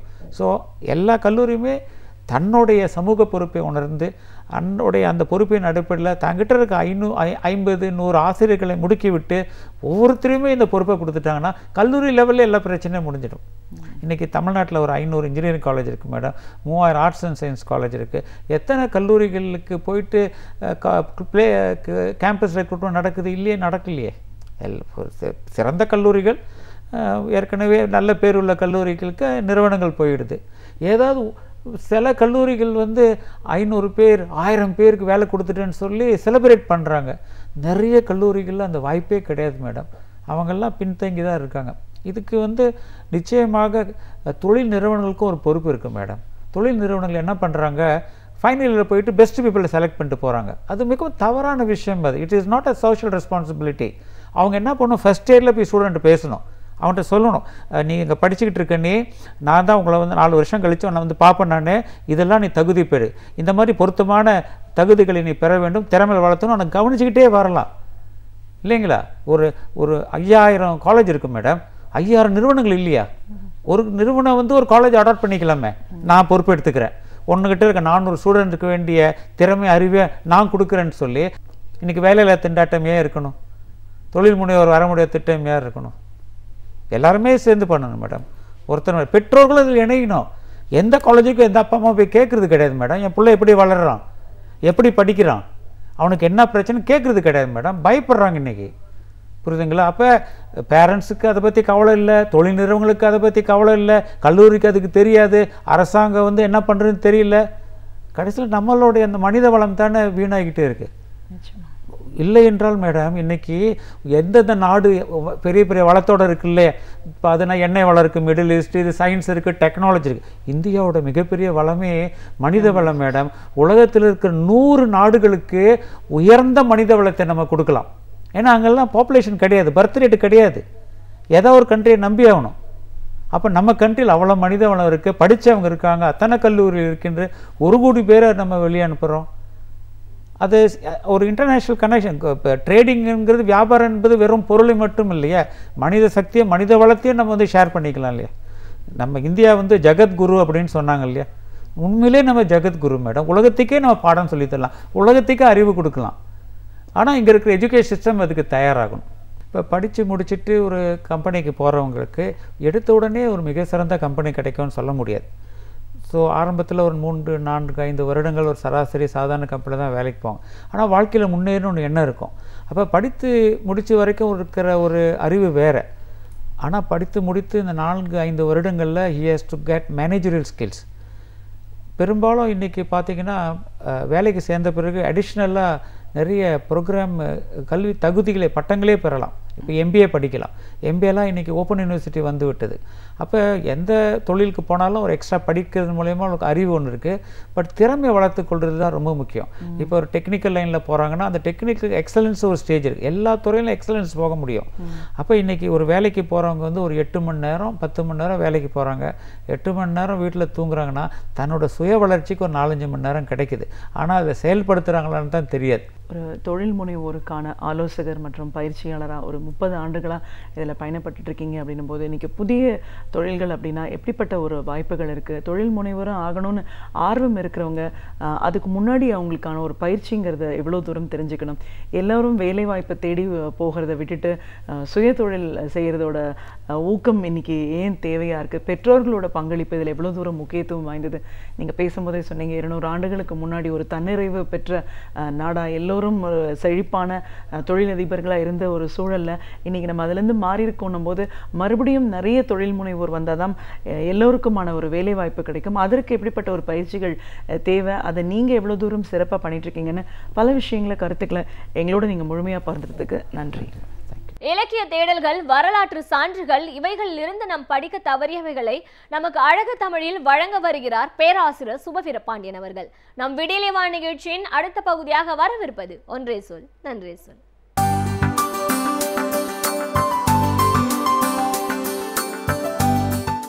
அனைவருக்கும் என் அன்பு வணக்கம். எழுத்தாளர் ஆதவன் தீட்சண்யாவினுடைய ஒரு புத்தகத்தின் தலைப்பு சற்று வித்தியாசமானது. பெரும்பாலும் அவருடைய நூல்களின் தலைப்புகள் எல்லாமே வழக்கத்திலிருந்து மாறுபட்டு புதுமையானவையாக அமைந்திருக்கும். அப்படித்தான் இந்த நூலுக்கும் கடவுளுக்கு முன்பிருந்தே காலம் இருக்கிறது என்று ஒரு தலைப்பில் அந்த நூல் வந்திருக்கிறது. சமூகத்தினுடைய பல்வேறு சிக்கல்களை பற்றி அந்த நூலின் கட்டுரைகள் பேசுகின்றன. அதில் ஒரு கட்டுரை அதிர வருகின்ற நோய் என்பது. அதிர வரும் நோய் எது என்று பார்த்தால் கல்வி சார்ந்த ஒரு செய்தியை அந்த கட்டுரை நமக்கு தருகிறது. இன்றைக்கு நாளேடுகளில், வார மாத இதழ்களில் நாம் பல்வேறு விளம்பரங்களை பார்க்கிறோம். விளம்பர உலகத்திலே தான் வாழ்ந்து கொண்டிருக்கிறோம். முன்பெல்லாம் பூக்கடைக்கு விளம்பரம் தேவையில்லை என்பார்கள். இப்போது பூக்கடைக்கும் விளம்பரம் தேவையாக இருக்கிறது. எதுவாக இருந்தாலும் விளம்பரம் இல்லை என்றால் மக்களை சென்றடையாது. இதில் என்ன சிக்கல் என்றால், விளம்பரம் செய்வதில் பிழை இல்லை என்பது ஒரு செய்தி. எதுவாக இருந்தாலும் விளம்பரம் இல்லை என்றால் மக்களை சென்றடையாது என்பதற்கு மாறாக என்ன இருக்கிறது என்றால், எவ்வளவு நல்லதாக இருந்தாலும் விளம்பரம் இருந்தால்தான் போகும், இல்லை என்றால் நல்லது போய் சேராது. விளம்பரம் இருந்தால் தீயவைகளும் போய் சேர்ந்துவிடும் என்கிற 2 நிலைகள் இருக்கின்றன. ஆதவன் தீட்சண்யா என்ன விளம்பரத்தை பற்றி சொல்கிறார் என்றால், எத்தனையோ பொருள்களுக்கு விளம்பரம், கடைகளுக்கு விளம்பரம், அவை எல்லாவற்றோடும் சேர்ந்தும் எல்லாவற்றுக்கும் இணையாகவும் ஒவ்வொரு ஆண்டும் மே மாதத்தில் பார்த்தால் பள்ளிகளுக்கான, கல்வி நிலையங்களுக்கான விளம்பரங்கள் வந்து கொண்டே இருக்கின்றன. அந்த விளம்பரங்கள் நீங்கள் சேர்ந்தால் 100க்கு 100 வெற்றி என்றும், இங்கே இது இருக்கிறது அது இருக்கிறது என்றும் பல்வேறு விதமான விளம்பரங்களாக அவை இருக்கின்றன. கல்விக்கூடங்கள் இப்படி விளம்பரப்படுத்தப்பட வேண்டுமா என்று கேட்டால், எப்போது கல்விக்கூடங்களும் வணிக நிறுவனங்களாக ஆகிவிட்டனவோ அப்போது விளம்பரங்கள் தேவைப்படவே செய்கின்றன. அதிலும் இன்றைக்கு எது கூடுதலாக பள்ளிகளில் விளம்பரம் செய்யப்படுகிறது என்றால், உறைவிட பள்ளிகள் தான், ரெசிடென்ஷியல் ஸ்கூல்ஸ்.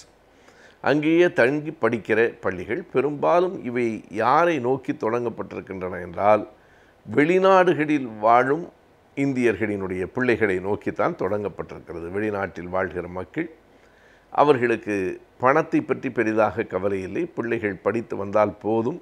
எனவே செலவு செய்ய அவர்கள் தயாராக இருக்கிறார்கள், பெற்றுக்கொள்ள இவர்கள் தயாராக இருக்கிறார்கள். எனவே உறைவிட பள்ளி என்பது மேலை நாட்டு தரத்தோடு இருக்கிறது, தங்குகிற இடம் அவ்வளவு தூய்மையாக இருக்கிறது என்றெல்லாம் விளம்பரம் செய்யப்படுகிறது. இத்தனை விளம்பரங்களுக்கு பிறகு பள்ளிகளில் சேர்கிற பிள்ளைகளுக்கு என்ன சொல்லித்தரப்படுகிறது என்றால், முதல் மதிப்பெண் வாங்க வேண்டும். அதுவும் இன்றைக்கு இருக்கிற சூழலில் 100க்கு 100 வந்தால்தான் மதிப்பெண், அல்லது 1-2 குறையலாம். 100க்கு 80 கூட சிறந்த மதிப்பெண் இல்லை. ஒரு காலத்தில் நமக்கு நன்றாக நினைவிருக்கிறது, 40 மதிப்பெண்கள் பெற்றால் தேர்வில் வெற்றி, 50 மதிப்பெண்களோ கூடுதலாகவோ பெற்றால் 2ஆம் வகுப்பில் வெற்றி, 60 மதிப்பெண்கள் பெற்றுவிட்டால் முதல் வகுப்பில் வெற்றி, அவர் ஃபஸ்ட் கிளாஸில் பாஸ் பண்ணியிருக்கிறார் என்று சொன்ன காலங்களெல்லாம் உண்டு. இப்போது 60 மதிப்பெண்களை எல்லாம் யாரும் மதிப்பதே இல்லை.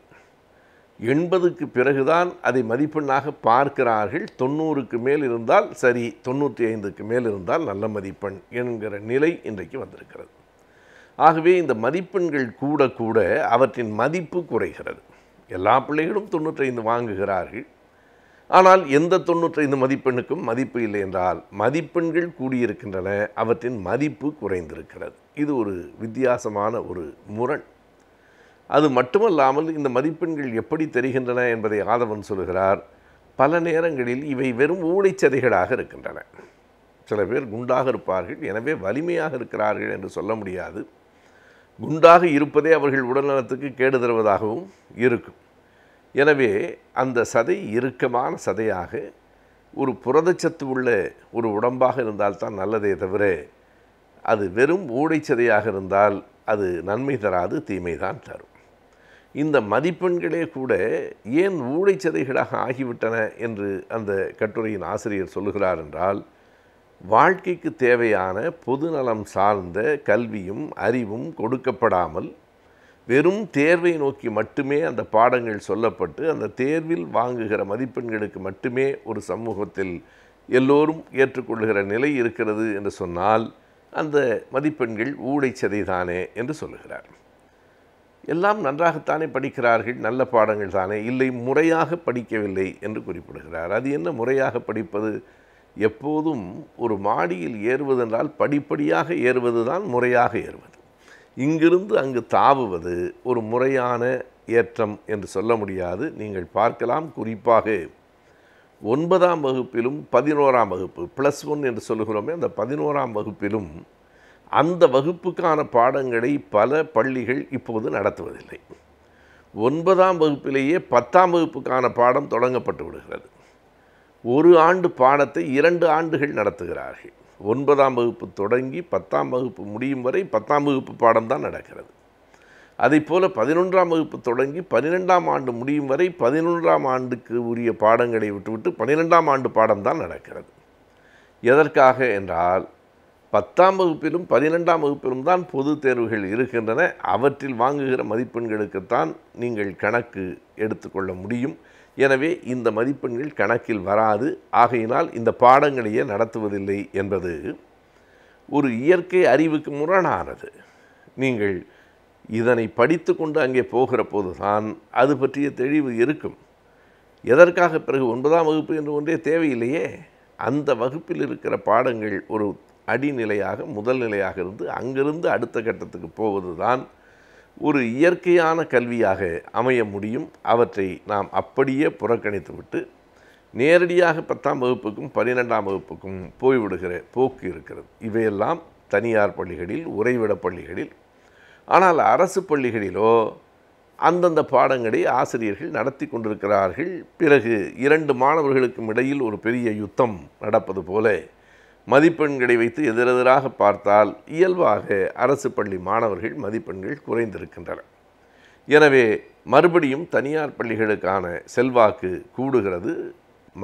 பெருமக்களை பெற்றோர்களை பொறுத்தவரையில் கண்டிப்பாக பிள்ளைகளை நடத்துவதும் கண்டிப்பாக பிள்ளைகளை நடத்துகிற பள்ளிகளில் சேர்ப்பதும் தான் பொறுப்புள்ள பெற்றோருக்கு அழகு என்று நாம் கருதுகிறோம். அந்த பொறுப்புள்ள பெற்றோர் கொண்டு சேர்க்கும் பள்ளிகளில் மாணவர்கள் ஒரு போர்க்களத்தில் நிற்கிற இராணுவ சிப்பாயை விட கடுமையாக நடத்தப்படுகிறான் என்பதுதான். இராணுவ சிப்பாய்க்கு உரிய நேரத்தில் உணவு உண்ண முடியாது, தூங்க முடியாது, எந்த நேரமும் குண்டு விழுகலாம், எந்த நேரமும் போர் தொடங்கலாம். எனவே கவனம் அவனுக்கு அதிலேயே இருக்க வேண்டும் என்பதைப் போல இந்த பிள்ளைகள் கலை இலக்கியத்திலோ மற்றவற்றிலோ ஒரு ஈடுபாடு செலுத்த முடியாது. எந்த நேரமும் அந்த மதிப்பெண் பற்றிய கவலையிலேயே போர் வந்து விடுமோ என்று அவன் எதிர்பார்த்து கொண்டே இருப்பது போல மதிப்பெண் குறைந்து விடுமோ என்று இவர்கள் எதிர்பார்த்து கொண்டே இருக்க வேண்டும். அதிலே தான் முழு கவனமும் செலுத்த வேண்டும் என்கிற நிலை இருக்கிறது. கலை இலக்கியங்கள் பிள்ளைகளுக்கு தொடர்பில் இல்லையா என்றால் நான் நல்ல கலை இலக்கியங்களை சொல்கிறேன். பிள்ளைகளினுடைய கவனம் திரைப்படம் சார்ந்து போவதும், அதிலும் நல்ல திரைப்படங்களை நோக்கி போகாமல் எவையெல்லாம் பயனற்றவையோ அந்த திரைப்படங்களை நோக்கி, எவையெல்லாம் வாழ்வுக்கு பொருந்தாதவையோ நாம் பார்க்கலாம். எங்கேயாவது ஒரு சண்டை நடக்கிறது என்றால் அது எப்படி நடக்கும், தெருவில் நடக்கிற போது, ஊரில் நடக்கிற போது, அதுவே திரைப்படத்தில் எப்படி நடக்கிறது என்பதையெல்லாம் பார்க்கிறோம். உண்மைக்கு மாறானவைகளில் கவனம் செல்கிறது. வாழ்க்கை பற்றிய யதார்த்தங்களை விட்டு நாம் விலகி கொண்டிருக்கிறோம் என்கிற இத்தனை செய்திகளையும் அதிர வரும் நோய் என்னும் தலைப்பின் கீழ் ஆதவன் தீட்சண்யா மிக தெளிவான பார்வையோடு எழுதியிருக்கிறார். அறிவியல் மற்றும் அறிவியல் சார்ந்த தொழில்நுட்பங்கள் நாளுக்கு நாள் வளர்ச்சி அடைந்து கொண்டே வருகின்றது. எனவே இவற்றை பற்றி நாம் அறிந்திருத்தல் நன்மையாகின்றது. நம் விடியலை வா நிகழ்ச்சியின் அடுத்து வரவிருப்பது ஆலோசனை நேரம்.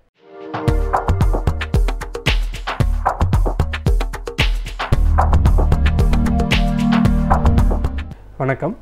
ஆலோசனை நேரம் பகுதியில் உங்களை சந்திப்பதில் மிகுந்த மகிழ்ச்சி. இன்றைக்கி நாம் பார்க்கக்கூடிய ஒரு தகவல் தொழில்நுட்ப தலைப்பு டிஜிட்டல் செக்யூரிட்டி அப்படிங்கிறது.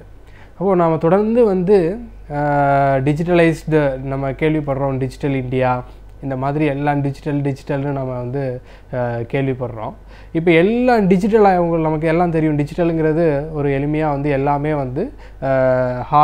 ஹார்டு கோடடாக இல்லாமல் எல்லாமே ஒரு ரெப்பாசிட்ரிலையோ ஒரு சர்வர்லேயோ ஒரு இதில் நம்ம எல்லாத்தையும் வச்சுருறது நம்ம எதுவுமே நம்மளுடைய கண்ணுக்கு தெரியாது இல்லையா. அது எல்லாம் ஒரு மறைஞ்சு இருக்கிற மாதிரி ஏதோ ஒரு டப்பா மாதிரி ஒரு பாக்ஸ் மாதிரி இருக்கும். அதுக்குள்ளே தான் அது எல்லாமே இருக்குதுன்னு நம்ம சொல்கிறோம். அதுதான் டிஜிட்டல்னு நம்ம சொல்கிறோம்.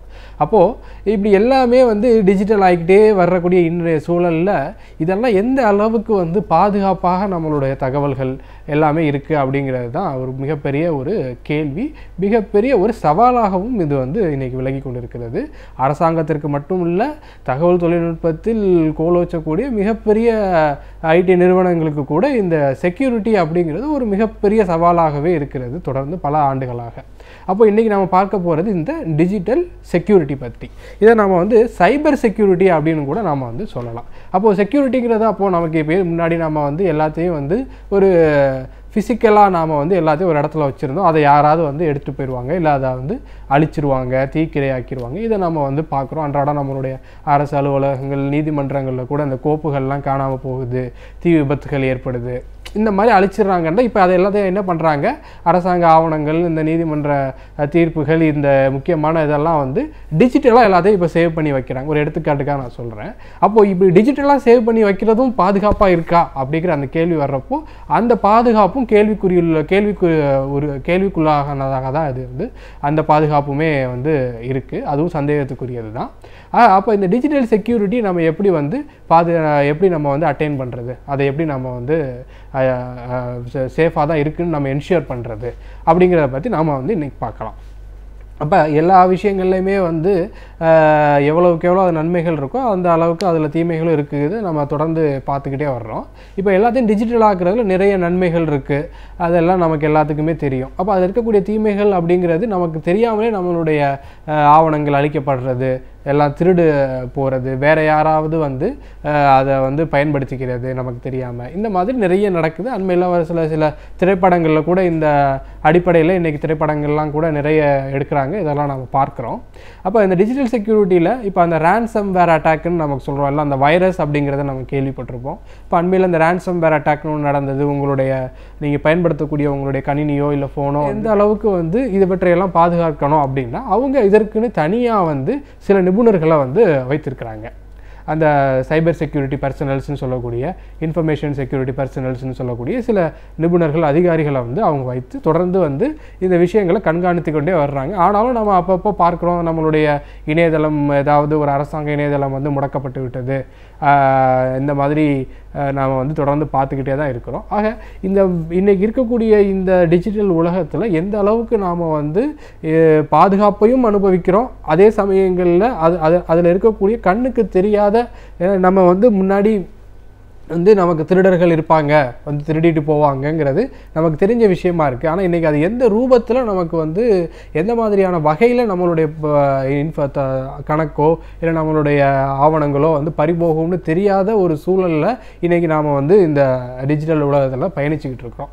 ஆக தனிப்பட்ட முறையில் நாமளும் சில கடமைகளை செய்ய வேண்டியது இருக்குது, அதை நாம் பார்த்தோம். அது போக தகவல் தொழில்நுட்பத்துறையில் இருக்கக்கூடிய அந்த பெருநிறுவனங்கள், அரசாங்கங்கள் இவர்கள் எல்லாம் ஒன்று சேர்ந்து மக்களினுடைய அந்த தகவல்களை பாதுகாக்க அதற்கான நிபுணர்களை நியமிப்பது, அதற்கான வசதிகளை உட்கட்டமைப்பு வசதிகளை ஏற்படுத்துவது, இது போன்ற வந்து அப்டேட்டடான சாஃப்ட்வேர்ஸை பயன்படுத்துறது, இந்த மாதிரி செயல்கள் மூலமாக வந்து மக்களுக்கும் வந்து மக்கள் தங்களிடம் இருக்கக்கூடிய மக்களுடைய அந்த தகவல்கள் எல்லாமே வந்து பாதுகாப்பானதாக இருக்கிறது அப்படிங்கிறத அதை உறுதிப்படுத்தணும். நம்ம உலக அளவில் அரசியலே வந்து இந்த மாதிரியான இதனுடைய அடிப்படையில் தான் அரசியல் மாற்றங்கள் நடப்பது, தேர்தல் முடிவுகள் வெளிவருவதில் இருக்கக்கூடிய அந்த சிக்கல்கள் எல்லாத்தையுமே நாம் இன்றைக்கி வந்து அமெரிக்காவில், ரஷ்யாவில் இருந்து எல்லா இடங்களையும் இருக்கக்கூடிய பல பிரச்சனைகளையும் பார்க்குறோம். பல பிரச்சனைகளுக்கு அடிப்படையான காரணமே இந்த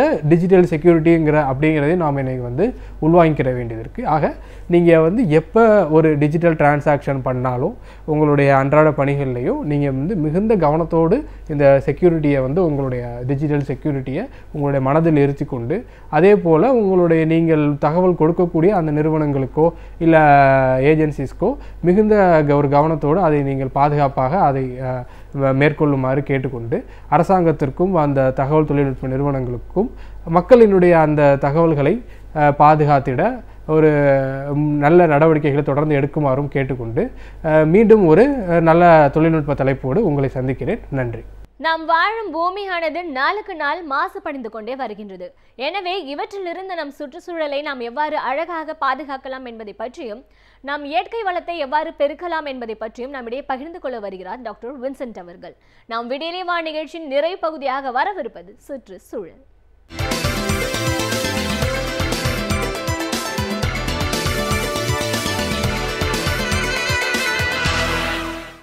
கடந்த 2 வாரங்களுக்கு முன்பு சுற்றுச்சூழலின் மிக முக்கியமான அங்கமாக இருக்கக்கூடிய விலங்குகள் வரிசையில் சிங்கத்தை பற்றி பல கருத்துக்களை பகிர்ந்து கொண்டிருக்கிறேன்.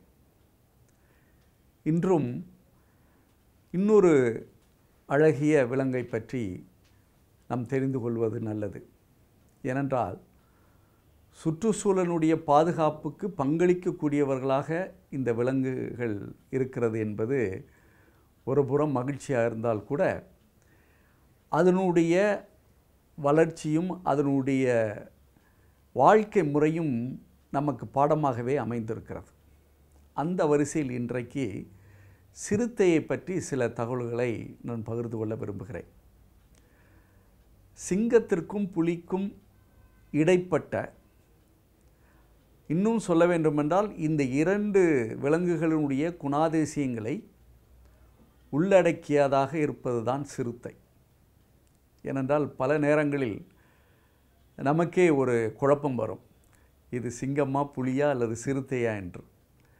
அந்த அடிப்படையில் தோற்றத்தால் ஒன்றை ஒன்று ஒத்திருக்கின்ற ஒரு சூழல் இந்த விலங்குகளுக்கு இயற்கையாகவே உண்டு.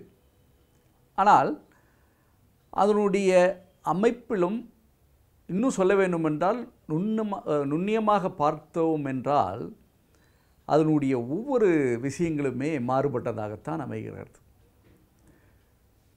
இன்னும் வேடிக்கையாக சொல்ல வேண்டுமென்றால் சிறுத்தை ஒரு சகலகலா வல்லவன் என்று சொல்வார்களே, அது போன்றது. ஆனால் விலங்குகள் வரிசையில் சிங்கத்திற்கு முதலிடம் உண்டு, புலிகளுக்கு அடுத்த இடம் உண்டு, சிறுத்தைகள் என்பது 3வது இடத்தை பெருகக்கூடியதாக இருந்தால் கூட, ஆனால் அதனுடைய அந்த குணாதிசயங்கள் இன்னும் மேன்மையாகத்தான் இருக்கிறது. அதில் ஒன்று, சிங்கத்தையும் புலியையும் விட அதிகமாக வேகம் செல்லக்கூடியது சிறுத்தை. ஏனென்றால் அதனுடைய உடல் அமைப்பு அந்த அமைப்புக்கு ஏற்றால் போல் எத்தகைய சூழ்நிலையும் எவ்வளவு தூரம் வேண்டுமானாலும் அதிகமாக ஓடக்கூடிய ஒரு திறன் சிறுத்தைக்கு இருக்கிறது. ஆனால் அதே நேரத்தில் சிங்கத்திற்கும் புலிக்கும் ஓடுகிற ஒரு இது இருந்தால் கூட, ஆனால் சிறுத்தை போன்று வேகமாக ஓடக்கூடிய அந்த சூழல் இல்லை. ஆனால் தான் சிறுத்தை என்பது மிகவும் வேகமாக ஓடக்கூடிய ஒரு விஷயம். இன்னொன்று, சிறுத்தையினுடைய இன்னொரு முக்கியமான விஷயம் என்னவென்று கேட்டால், புலியோ சிங்கமோ மரத்தில் அவள் எளிதாக ஏற முடியாது. ஆனால் சிறுத்தைகள் மரத்தில் எளிதாக ஏறக்கூடிய, இன்னும் சொல்ல வேண்டுமானால் துரிதமாக செல்லக்கூடிய அளவிற்கு அதனுடைய உடல் அமைப்பு அந்த வேகத்தை அதிகரிக்கிறது என்பது ஒரு விந்தையாகத்தான் இருக்கிறது. ஏனென்றால் இந்த விலங்குகளுடைய வாழ்க்கை முறை அதற்கு ஏற்றமால் அமைகிறது. அடுத்து, இந்த சிறுத்தையினுடைய நிறங்கள் ஒரு வித்தியாசமானது. இன்னும் சொல்ல வேண்டுமென்றால், புலிகளுக்கும் சிங்கத்துக்கும் உள்ள அந்த சூழல்கள் எல்லாம் மாறி அதனுடைய கலர் அமைப்பிலுமே ஒரு பெரிய வித்தியாசம் இருக்கிறது. ஆனால்தான் சிறுத்தையை செஞ்சிறுத்தை என்று சொல்கிறோம், கரும் சிறுத்தை என்று சொல்கிறோம். இன்னொன்று சொல்ல வேண்டுமென்றால், சில நேரம் சில சிறுத்தைகள் வரிகளோடு அதனுடைய தோல் பகுதி இருக்கின்ற அத்தகைய முறையெல்லாம் அங்கு இருக்கிறது. ஆனால் இதில் ஒரு விஞ்ஞானம் இருக்கிறது. என்னவென்று கேட்டால், பொதுவாகவே இந்த கருமையாக இருக்கின்ற சிறுத்தைகளுக்கு பெரிய பாதுகாப்பு இருக்கிறது என்பது விஞ்ஞானம் சொல்லிக் கொண்டிருக்கிறது. ஆனால்தான் மெலானின் என்று பிக்மெண்ட் என்று சொல்லப்படுகிற அந்த நிரம்பிகள் இருக்கின்ற அந்த சிறுத்தைகள் கருப்பாக இருந்தால் கூட, ஆனால் அதற்கு பெரிய பாதுகாப்பு திறன் அதுக்கு இருக்கிறது என்பது இன்றைக்கி விஞ்ஞானம் சொல்லி கொண்டிருக்கிறது. ஆனால்தான் அந்த சிறுத்தைகளுடைய நிறங்களை அடிப்படையாக வைத்து அதனுடைய வாழ்வின் லைஃப் ஸ்பேன் என்று சொல்வார்களே, அந்த வாழ்க்கையினுடைய தரம் உயர்ந்திருக்கிறது என்ற ஒரு பாடம் நமக்கு இப்பொழுது தெளிவாக தெரிகிறது.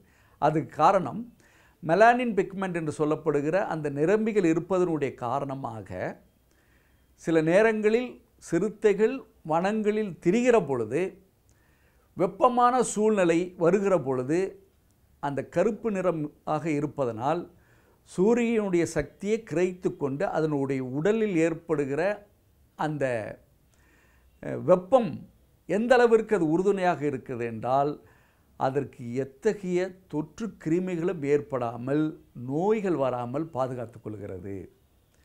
இது விஞ்ஞானம் பூர்வமாக உறுதி செய்யப்பட்ட ஒரு செய்தியாக இருக்கிறது. இதுபோன்று தான் அதே நேரத்தில் இந்த குணாதிசயங்கள் செம்மையாக இருக்கக்கூடிய அல்லது சிவப்பு நிறத்தில் இருக்கக்கூடிய சிறுத்தைகளுக்கு அந்த சூழல் இல்லை என்பதும் ஒரு வியக்கத்தகுந்த ஒரு விஷயமாக இருக்கிறது. அடுத்து, பொதுவாகவே சிங்கமும் புலியும் தனக்கு தேவைப்படுகிற சூழ்நிலையில் ஒரு சிறந்த உணவை பெற்றுக்கொள்வதற்கு பல முயற்சிகள் எடுக்கும். ஆனால் சிறுத்தை என்ன செய்வது என்று கேட்டால், எங்கும் தங்கும், எதையும் சாப்பிடும் என்ற குணாதிசயம் அதுக்கு இருக்கிறது. ஆனால்தான் எப்பொழுதெல்லாம் தேவைப்படுகிறதோ அல்லது எப்பொழுதெல்லாம் இரையை பார்க்கிறதோ அப்பொழுதெல்லாம் அதை அடித்து சாப்பிடுகிற பழக்க வழக்கம் அதுக்கு இருக்கிறது. இந்த பழக்க வழக்கம் இருப்பதனால் ஒரு சிங்கத்தினுடைய இரையை தேடுகிற முறையிலோ அல்லது புலியினுடைய இரை தேடுகிற முறையிலோ மற்ற விலங்குகள் அங்கே வர முடியாது. ஆனால் சிறுத்தைகள் இரையை தேடுகிற பொழுது, அதனுடைய இரையை கொள்கிற பொழுது, அது சாப்பிடுவதற்கு முன் உடனடியாக கழுதை புலிகள் கிட்டத்தட்ட ஒரு 10லிருந்து 15 வரை இந்த சிறுத்தை அந்த உணவை பெற்றுக்கொண்டால் கூட அதை பிடுங்கி எடுத்து செல்வதற்கு கழுதை புலிகள் தயாராக இருக்கும். ஆனால்தான் சிறுத்தைகளை ஒட்டியே இந்த கழுதை புலிகள் எப்பொழுதுமே பயணித்து கொண்டிருக்கும். ஏனென்றால் கழுதை புலிகள் வேட்டையாடுகிற ஒரு சூழலில் மிகவும் குறைவான ஒரு சூழல். ஆனால்தான் சிறுத்தை கழுதை புலிகளுக்கு உணவை தரக்கூடிய ஒரு சூழலுக்கு தன்னை மாற்றிக்கொள்கிற ஒரு நிலை இந்த சிறுத்தைகள் மூலமாக இந்த கழுதை புலிகளுக்கு ஏற்படுத்தி கொண்டு இருக்கிறது. ஆனால் இதில் தெரிந்து கொள்ள வேண்டிய உண்மை என்று கேட்டால், இந்த சிறுத்தைகள் எந்த இடத்தில் தங்கும், எப்படிப்பட்ட சூழ்நிலையும் தங்கி சில நேரங்களில் மனிதன் வாழ்கிற குடியிருப்பில் கூட அது வந்து தங்கிவிடும். ஆனால் தான் சில நேரங்களில் வீடுகளில் புலி வந்து விட்டது அல்லது சிங்கம் வந்து விட்டது என்று சொல்வார்கள். ஆனால் அது சிங்கமும் அல்ல, புலியும் அல்ல, சிறுத்தைகள் தான். அந்த மாதிரி சிறுத்தைகள் அந்த மனிதனோடு வாழக்கூடிய எந்த இடத்திலும் இருக்கக்கூடிய அளவிற்கு அது இருந்து கொண்டிருக்கிற ஒரு சூழல்.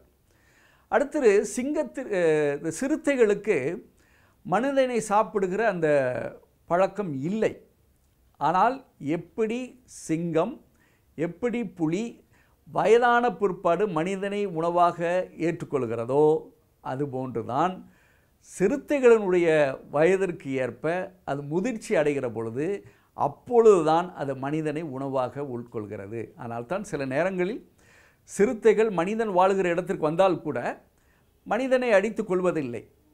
ஆனால் வயதாகிவிட்டது என்றால் நிச்சயமாக அது மனிதனை சாப்பிடக்கூடிய, அதுக்கு பல ஆராய்ச்சிகளும் செய்து ஒரு மனிதன் எப்படி அது உணவாக அந்த சிறுத்தைகளுக்கு இல்லை என்பதையும் பல ஆராய்ச்சிகள் சொல்லி காட்டுது. அதுக்கு ஒரு உதாரணமாக பொதுவாகவே ஒரு ஆராய்ச்சி எப்படி சொல்லுகிறது என்றால், இந்த சிறுத்தையை யார் பார்க்கிறார்களோ அவற்றை பொதுவாகவே அது இரையாக்கிவிடும்.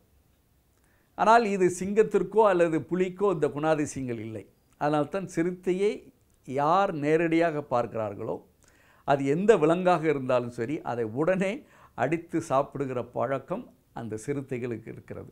அதனால்தான் இதை அடிப்படையாக வைத்து இந்த விலங்குகள் அந்த சுற்றுச்சூழலின் ஒரு அங்கமாக இருக்கிறதோடு இருந்து அங்கே செய்கிற சில பணிகளை செய்து கொண்டிருப்பதனுடைய காரணமாகத்தான் அந்த வனங்களும் அந்த சுற்றுச்சூழலும் சிறப்பாக இருக்கிறது.